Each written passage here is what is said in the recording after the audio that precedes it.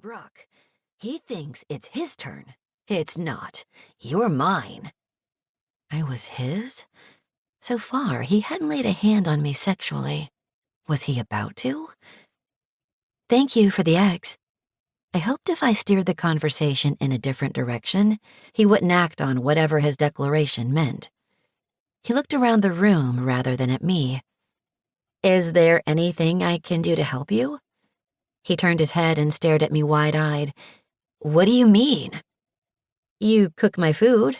I could clean up. He studied me for a long time, but I refused to avert my gaze. You could do the dishes, he finally responded. Of course. And maybe you could make lunch.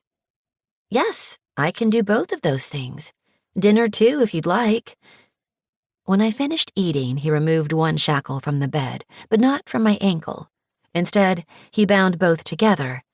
It meant I had to shuffle my feet to get to the kitchen, but at least I'd gained his trust enough for him to allow me out of the only room I'd been in, other than the bathroom. Reminders from my survival training played over in my head. Gain your captor's trust was first and foremost, and the kind of manipulation police negotiators used. One thing I hadn't believed when I heard it was that fear wouldn't kick in to the extent one might think it would. Instead, my will to survive and the mechanisms to do so were all I could think about. I hadn't asked my captor's name, but there was a utility bill sitting on the counter, addressed to Craig Ferrone. While I couldn't be certain that was him, I memorized the name anyway. Like the bedroom and bathroom, the kitchen was tidy, although not clean, at least not by my mother's standards. I'd just dried the last of the dishes when Ferrone received an alert on his phone. From the corner of my eye, I watched as he checked it. Whatever he'd read appeared to stun him.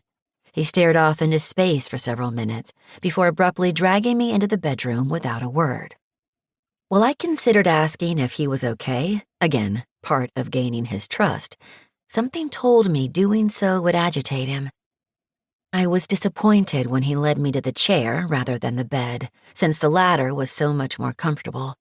However, instead of complaining, I thanked him as he left the room. A few minutes later, I could hear him sobbing on the opposite side of the door. 2. Cowboy.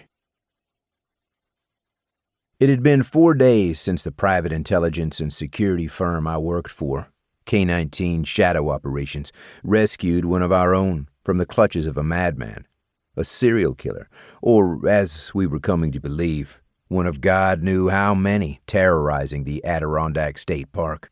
4 days since Wasp, while being held captive, had overheard the man who was about to kill him ask someone on the other end of a phone call if he could have another victim.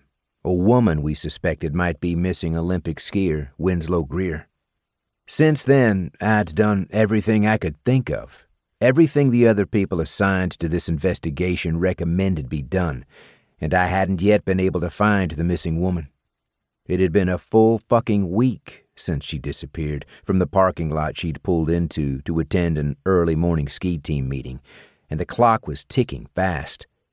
Based on the timeline related to the serial killer's other victims, there was a chance she was already dead. However, it wasn't a reality I was ready to accept. I studied Winslow's photo as I lay in bed, knowing I wouldn't sleep any better tonight than I had the last few. Few? Hell, it felt more like weeks since I'd slept.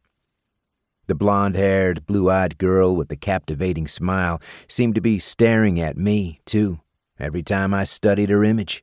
"Please find me," I imagined her begging. "Save me."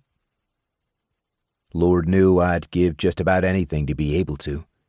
Even after everyone else had given up on the Doppler drones finding any sign of life in the woods near the camp where Wasp had been rescued, I sent them up again. They'd found nothing, human or otherwise. It seemed the lake's north shore had been deserted. I hadn't stopped with sending up the drones.